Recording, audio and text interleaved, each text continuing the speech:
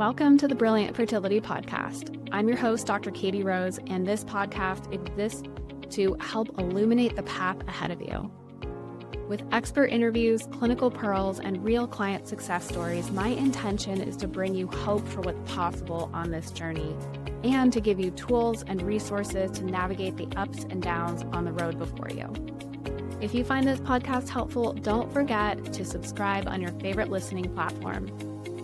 And I have a big request. If you have a minute, can you leave us a 5-star review?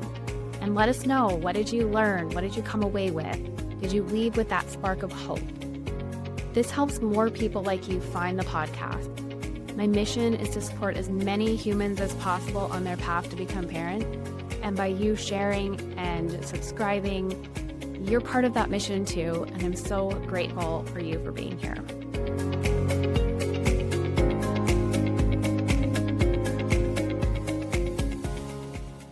Welcome back. Welcome. I'm coming in with this episode for 2 reasons today.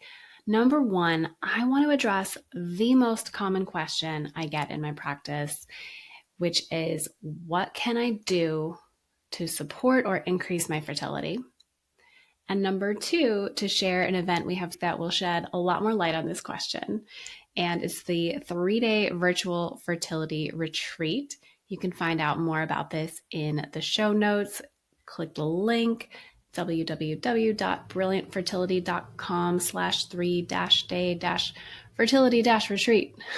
And you can learn more about this free event. But let's start with this big question, right? You've probably asked, what else can I do? What can I do to support my fertility? What can I do to increase my chances? What can I do to improve my IVF outcomes? Or what can I do to avoid IVF? It's a good question.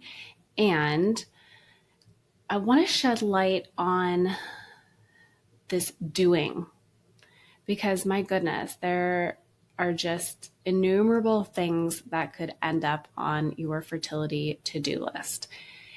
It starts from the minute some people wake up in the morning, even before your eyes open. I know this was true for me. Before my eyes even opened, I would be like, oh, where's my thermometer? Got to take my temperature.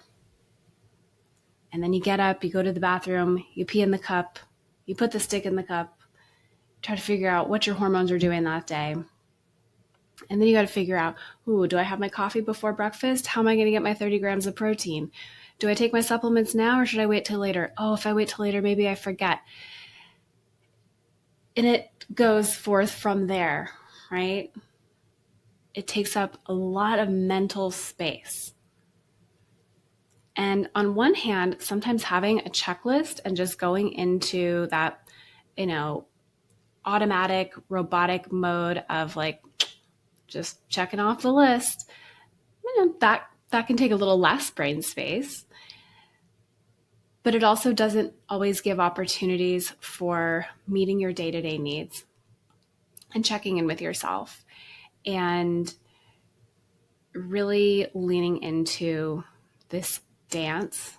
I don't even want to say the balance, but the dance that is between the doing and the being.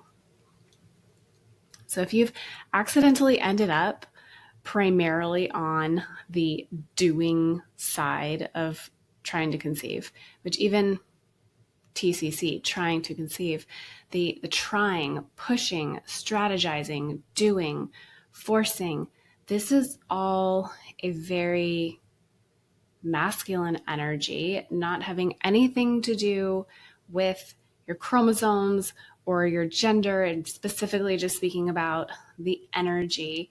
And you can almost like I feel that, right? Like pushing, trying, versus being, receiving, allowing, flowing. That's why I say this is sort of a dance. So if you've accidentally ended up on the pushing side of this dance, you aren't alone. In fact, you may have even been guided there by well-meaning practitioners who are like, oh, maybe we should do this. Maybe we should do this. And that's not a right, wrong, black and white situation, but it also doesn't allow for the tuning in and the individualization and the opportunity for simplicity and asking better questions. If you get a chance, go to my Instagram and watch the IG Live I did with Dr. Alex Golden. It would have been about May 2023-ish. We talk about this more in depth, and we talk about her experience with endometriosis and going through IVF, where she says, I was decidedly in the habit of not trusting myself. She was a to-do list person. She liked being able to check things off the list. And being able to check things off the list gave her a sense of, yep, I'm doing the thing, but it was masking this underlying way of being, this mental, emotional, spiritual habit that she was in of not trusting herself, not trusting her body, not trusting her own intuition. And this is a more complex conversation than I'm going to get into completely today, but I will in the 3-day retreat.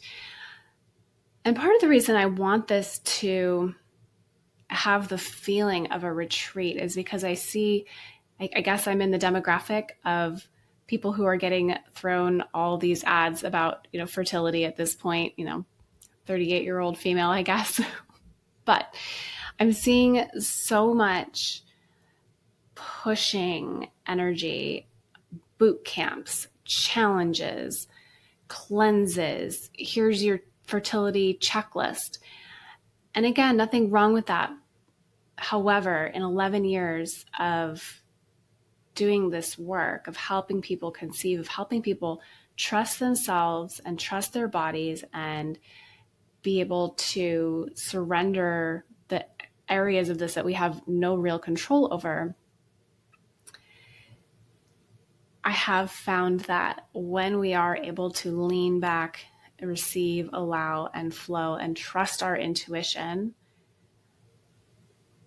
there's transformation within that. And whether we can say like, oh, those people get pregnant faster, or those people get more, pregnant more easily, it would be unethical to say that because we don't have a study on it. But I know anecdotally, it has felt that way.